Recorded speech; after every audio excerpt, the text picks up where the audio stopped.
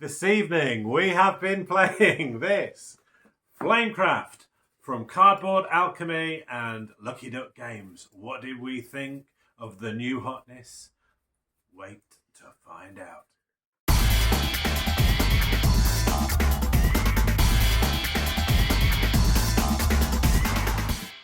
What an absolute belter of a game. It is just beautiful on the table. It is an app. It's a pretty monstrous table hog. It's beautiful though, But just such a lovely game. I think we have all enjoyed this evening. I hope that's not spoiling everybody's reviews. But basically you are managing your dragon around the village, going into shops, gathering resources, placing more dragons to help in those shops, firing those dragons up to gain additional resources, building and expanding your town, enchanting those shops to gain more as you build and place your... So basically work placement, a bit of resource management, and all of that to gain the reputation that you need to win the game. Lots of different ways to gain points, in-game scoring, scoring at the end of your turns, and then additional cards for the end of the game that can turn the game round. Didn't win, wasn't last. I was in the bottom half of the field though, but absolutely loved this game. There's so many beautiful parts to this game. Can understand why it's so popular, and really lucky to have had a chance to review this one.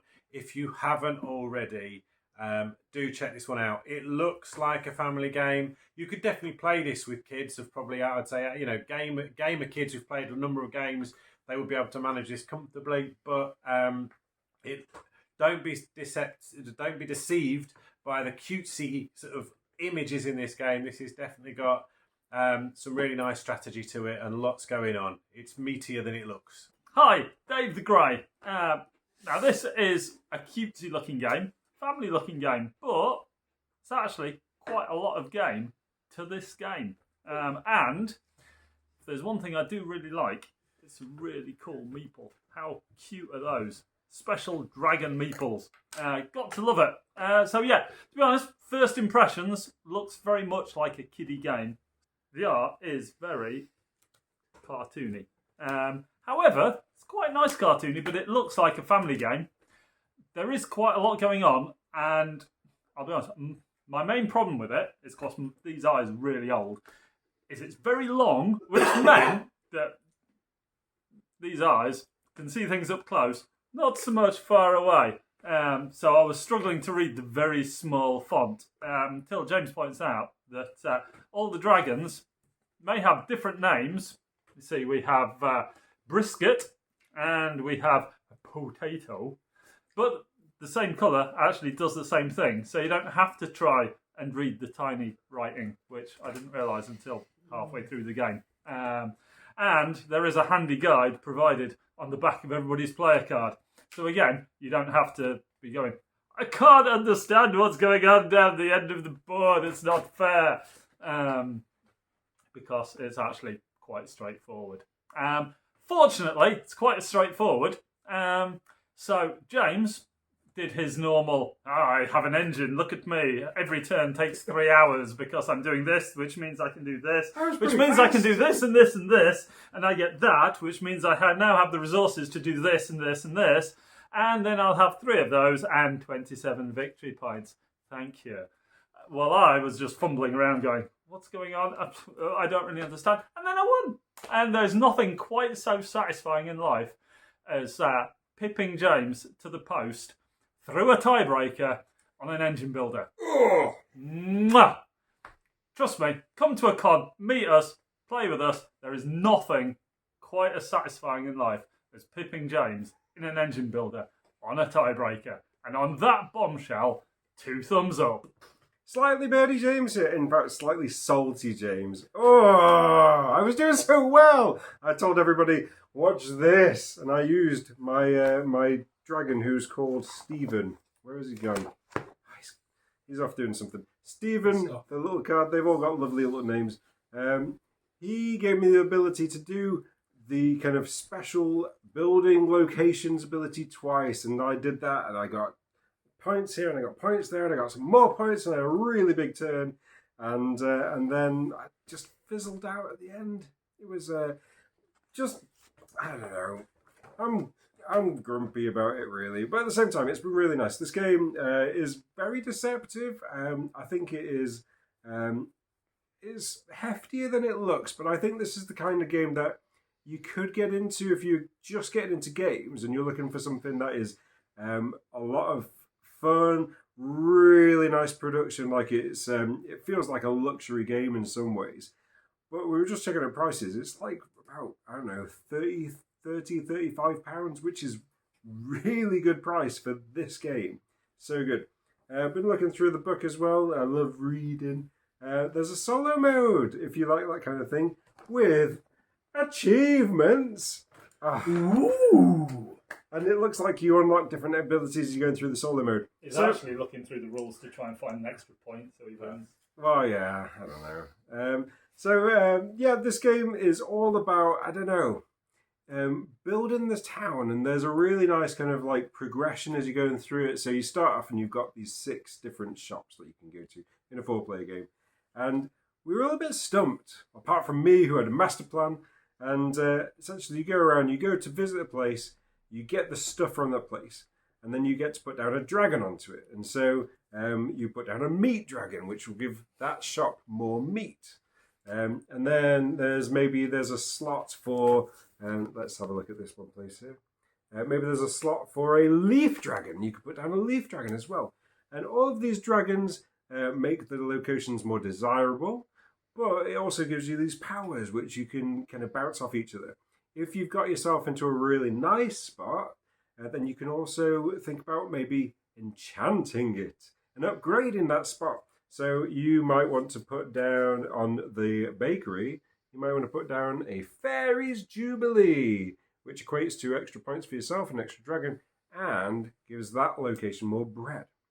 If you're standing at one of these spots and other people come to visit that spot as well, then they have to pay you for that pleasure.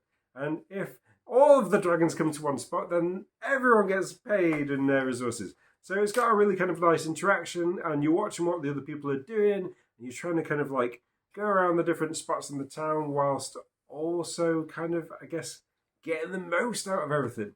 Personally, I really liked building stuff. I liked adding to the town. And when you fill up a location, you get to check out more buildings, and soon your long strip of Dragonville is full of life and dragons, and yeah, it's a really nice game that kind of like, I guess, grows as it goes along. And really nice kind of interaction, which isn't massively aggressive.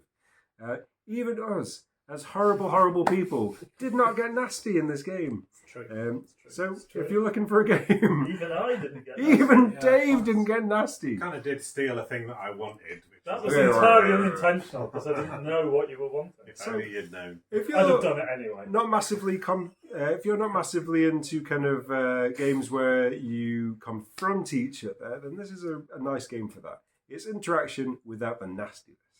Bearded Lady here, and well, everything's been said pretty much so far, but I just need to say, as always, the artwork is just so beautiful, and really pulls you into the story so nicely. I mean, look at these great shops. I mean, the artwork in the shop is fantastic. All the little detail in there, and this artwork that you'll see featured on the box and even on the reverse side of the box. And then look at this. Here's little Baker Dragon. Fantastic. I like this dude here. He's like a blacksmith, and he's firing from his own mouth for the horseshoes. The horseshoes. Excellent. Although I'm trying to work out where a horse would fit in this world. Dinner. Good dinner. We're going to put some shoes on this before we eat it. Fantastic. We are under the impression that this beautiful, awesome mat comes as standard. amazing, absolutely amazing. The components are really nice with the little kind of cardboard resources, the screen printed meeples, and then also you've got the screen printing on the hearts for the reputation, victory points. Oh, the game is just it is a table hog, but it is a feast for the eyes. Really beautiful and great game, as well as it looking beautiful on the table. So us Hairy Gamers really enjoyed the game. It was a real pleasure to play. We'll be playing it again. There's lots of replayability in this as well, so there's lots more shops that we didn't get to see. And what's really cool is when you build new shops, they come with excellent shop abilities, which don't feature in the startup shops. So that's cool. Yeah, there's lots going on here, and I look forward to playing this game again. Maybe even coming better placed than last place. But I still enjoyed it. So good times.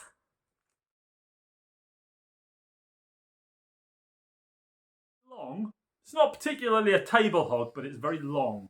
Narrow, but long. Not much in the way of girth, but long. Long. It's very long.